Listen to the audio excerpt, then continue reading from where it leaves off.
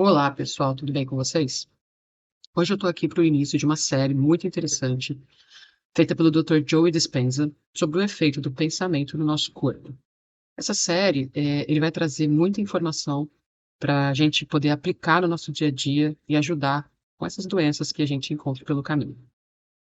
Você consegue encontrar essa série, esse áudio, né, na internet, em inglês, e aqui eu vou trazer a tradução dela para vocês. Falar um pouquinho do Dr. Joe, até para vocês, para quem não conhece ele, entender um pouco a história dele. Ele é um neurocientista hoje ativo no campo de estudos da física quântica e também da epigenética. Ele investiga as remissões espontâneas através de estudos sobre a coerência entre o cérebro e o coração, e através de medições quantitativas de eletroencefalograma. Mas ele nem sempre trabalhou com isso, né? Ele era um quiropata muito bem reconhecido na cidade dele, inclusive ele é doutor em quiropraxia, e tranquilo, trabalhava, gostava do que fazia, porém um dia, como ele praticava triatlon, ele foi fazer um desses triatlons e na passada de bicicleta, quando ele pegou a estrada, ele foi atropelado por um caminhão. Ele quebrou 6 vértebras da coluna vertebral e os médicos disseram para ele que ele nunca mais voltaria a andar. O Dr. Joe chegou aí em 4 cirurgiões diferentes, perguntando o que ele deveria fazer, e os 4 falaram a mesma coisa, que seria uma cirurgia complicada, que ia aliviar um pouco as dores, mas que ele não voltaria a andar. Dr. Joe ficou muito pensativo em relação a isso e perguntou para si mesmo, falou para si mesmo, né? Não, isso não é suficiente, eu preciso fazer alguma coisa em relação a isso. Ele pensou, se há uma inteligência que está a nos dar a vida, ela sabe mesmo como curar muito melhor do que eu. Talvez eu passe o resto do meu tempo tentando me conectar com essa inteligência e dar a ela um plano, um projeto, um modelo, ele pensou. Então ele se recusou a fazer essa cirurgia e, em vez disso, ele começou a se imaginar totalmente curado. Através de exercícios de meditação, ele visualizava cada vértebra a se curar e se reconstruir a sua coluna vertebral, fazendo essas visualizações na sua mente. Em apenas 10 semanas e meia, o Dr. Joe estava de novo de pé e em 12 semanas ele já voltou a treinar e a trabalhar na sua clínica. Ele se curou completamente apenas com a sua mente.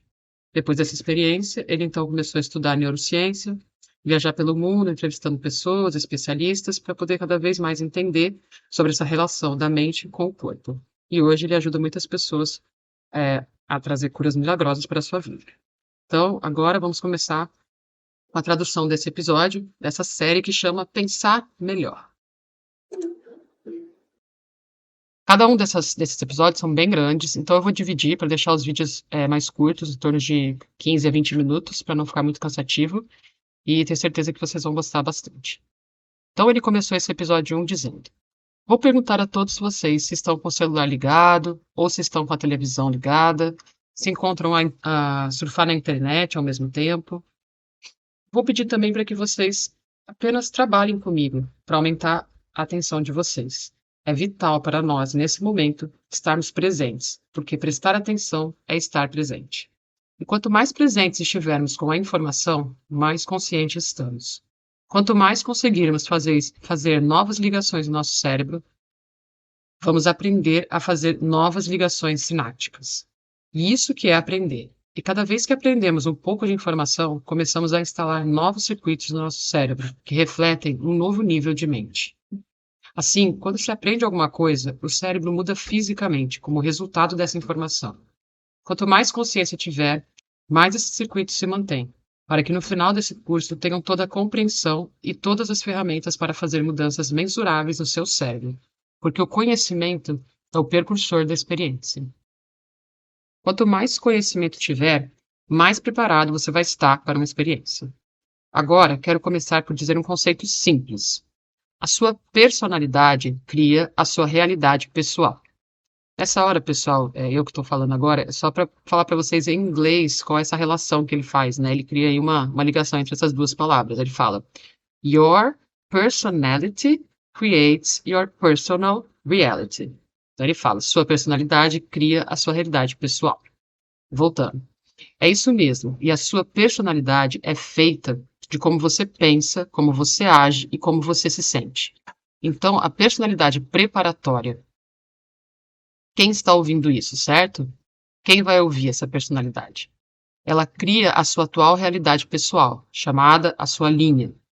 Agora, significa que, se você continuar a pensar os mesmos pensamentos, e esses pensamentos inspiram as mesmas escolhas, e essas escolhas conduzem aos mesmos comportamentos, e esses mesmos comportamentos conduzem às mesmas experiências.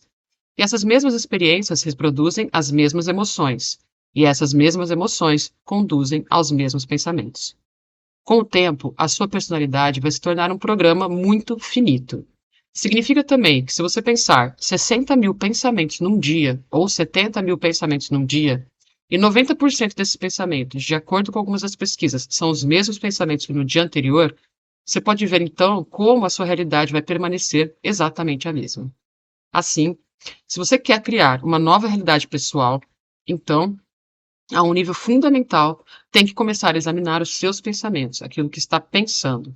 Começar a notar os comportamentos que está a demonstrar através daquele pensamento e tomar consciência das emoções que vive todos os dias e que se tornaram familiares para você. E se você puder pensar em novos pensamentos, esses novos pensamentos conduzirão, a novas escolhas. Essas novas escolhas irão criar novos comportamentos. Esses comportamentos conduzirão, então, a novas experiências, e essas novas experiências criarão novas emoções. E essas novas emoções irão, então, inspirar novas nuances. E agora temos, então, uma evolução de mudança. Por isso, penso que um dos maiores problemas que temos são os novos seres como somos. Tentamos sempre criar uma nova realidade pessoal com a mesma personalidade, e de fato isso não funciona. Então, pessoal, só para falar um pouquinho dessa parte, que ela parece até um pouco repetitiva, mas é para dar a entender o seguinte, que quando a gente pensa, sente e faz a mesma coisa, a gente cria sempre a mesma realidade. Então, o que ele vem propondo nesse início é, se a gente muda o que a gente pensa, a gente muda o que a gente sente, a gente muda o que a gente cria, o que a gente faz, tá? Senão a gente fica naquele ciclo vicioso de sempre pensar, sentir e fazer as mesmas coisas. Continuando, então. Temos literalmente de nos tornar outra pessoa.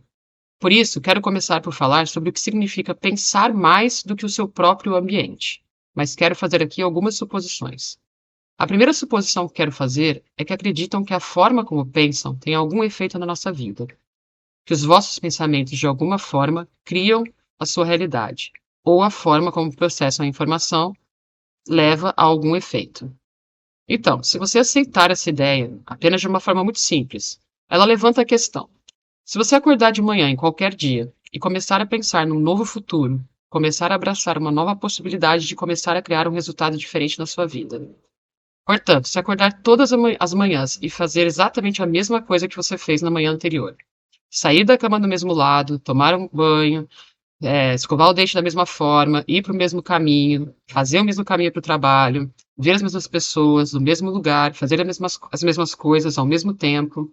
Podemos dizer que esse é o seu ambiente externo, que está a ligar circuitos no seu cérebro, levando a pensar igual em tudo aquilo que você faz naquele momento. Pensar igual a tudo que lhe é familiar e pensar da mesma forma que no dia anterior.